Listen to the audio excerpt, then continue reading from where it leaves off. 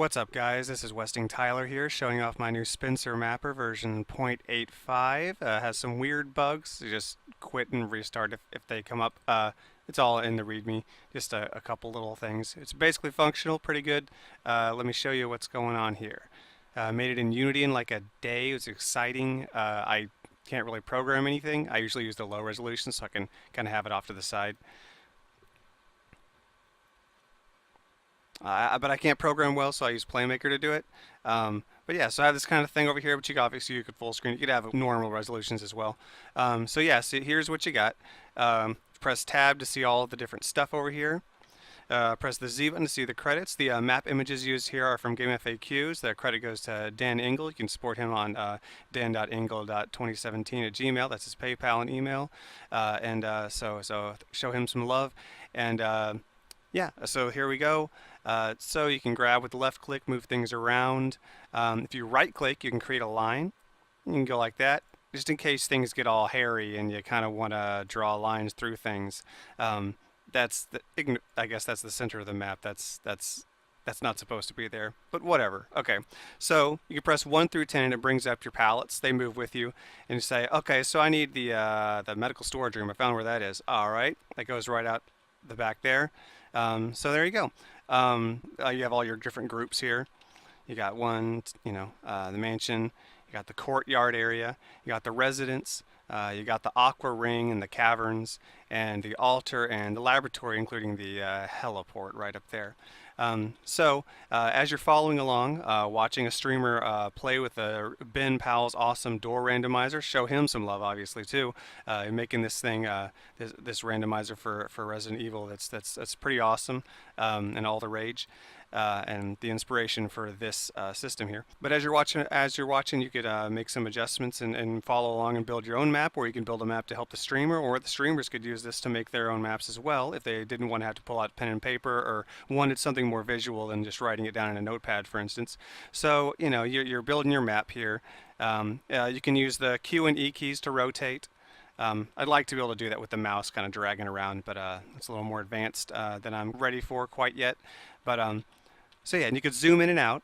You can zoom out pretty far.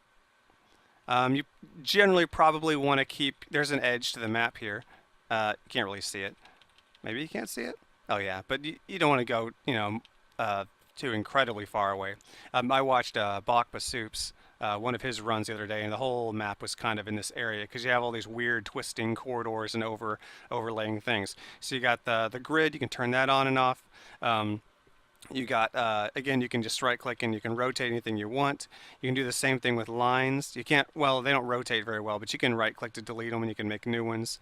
So you got that. You can also press the Y key. If you realize if Ben Powell puts in the door lock stuff, you could put in you can press the Y key, have one, and see whatever you're hovering over shows up at the upper right in case you forget what this shape is, But yeah, you can change your keys.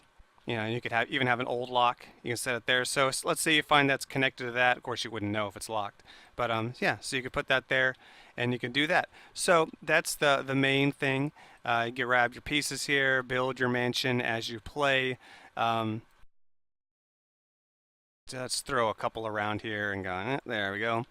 I don't have a save or load feature right now, so as soon as you exit the app, you will lose all of this, but you can press the P button and save a screenshot to your documents folder. So that's handy. I did that. I uploaded one of that Bakba Soup run on August 24th. I think it's pretty fun to give, as when you're watching, to kind of follow along, and obviously you could use this if you were actually playing the game too. And I'm just goofing around. You could make yours much more orderly. So that's the first kind of idea that it goes along with, but there's a couple other things too. Like if you press K, you can switch your visual theme. So if I press K once, it'll go into colorized mode. So you can see, just in case the colors help, like the greens are kind of outdoors, stone areas, outdoor, the terrace areas. You have, the outdoors, you got the cabin, just a little bit darker brown, and you got the aqua ring is blue, and so that could maybe help a little visually if you're trying to piece things together, like to see at a glance, like, oh yeah, that's definitely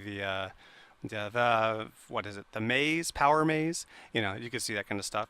But you also got a couple more. You got this goes into the Resident Evil 2 map mode, which is kind of cool, kind of classic. It's not perfect, but you know, kind of gives you, kind of gets you in the general direction. Bam, bam, bam, bam, bam, bam. You know, just kind of going through here. And then you have one more, which is the notepad mode. When I was a kid, I always loved drawing my own maps of video games, like Ultima games and games like Resident Evil or Silent Hill. And even in Silent Hill 2, you actually kind of do that. But this is, I guess, a more advanced version of what you do in Silent Hill 2, where it auto fills in for you. You actually, in this case, build it as you explore, which is awesome. So yeah, it's kind of a notebook kind of thing. Then go back to the default theme. And there's one more thing that's worth showing off, which is the fact that you can go up and down floors, right? So you have your little area, little coordinates over here. You can move left to right. But you can also use the R and F keys to go up and down. It's all on here, the keys right here. You can go up and down floors. So you can actually and you can also use the T and G to manually lower or raise a particular thing. It's like, okay, so that's kind of cool. You have floors, kind of this abstract thing. But if you press H to go into depth mode, then you will actually see it pretty well when you actually go up and down.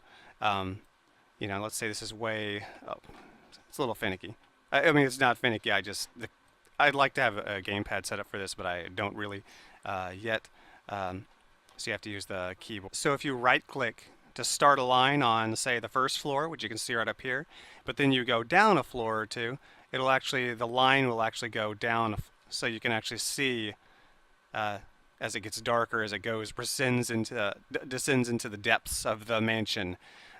So it's kind of cool, you know, like if you want, it really helps with the spaghetti aspect. If things start getting, you know, all piled on top of each other, you can just say, okay, well, I'm just going to take this one and press the G button for the grounding going down, and lower this one way below. So now if I ever want to mess with that and go all the way down here, and you can go down to level 10 of the basement, and you go all the way up to level 10. The 10th floor. So you have 20 floors that you can play around with, you know. And again, you can right click, you can get rid of lines. You can, if you want to make notes, you can, you know, you could do that stuff. I would not be a great streamer because I am not great at multitasking. I can't talk and do anything at the same time. So I'd like to add in the ability to save a map, to load a map, and to reset the level and to quit. Currently, you're going to have to, you know, Alt Enter, or I mean, sorry, yeah, no, that's right, Alt Enter out of it, and then, you know, click it out, because I don't want people accidentally destroying their progress by hitting the escape button or anything, unless I have a save feature in there. So until that's implemented, that's the basic idea.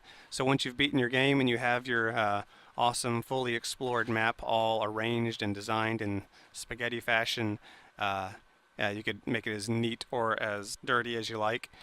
Then you can press P, so you can save a screenshot of your accomplishment. Another thing that you can do is the seed box, which is just a little thing. Like, I'm not sure exactly how the randomizer is going to end up working, if they're going to be numbered seeds, like in Minecraft or something.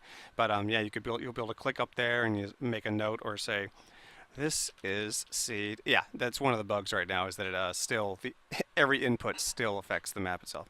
But this is seed 20, you know, and that doesn't actually change the map. It just makes them, you know, visible, and you can make them go away. Then you take your screenshot, or let's see, there you go, bam. I do that for the advertising. And so yes, there's that. And at any point you could zoom out and see that all of the groups are actually stored in other parts of the map.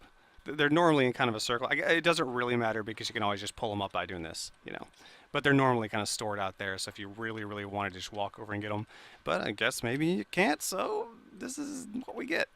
I want to add the ability to hold down like a direction and then have it just keep going that direction. Right now you have to go which is a little obnoxious. But when I was following Bakba Soups and Carcinogen's runs, a little earlier, I didn't really have to do that much because, again, the map does tend to kind of stay in this area and kind of noodle in on itself and do this wormhole clustering kind of thing.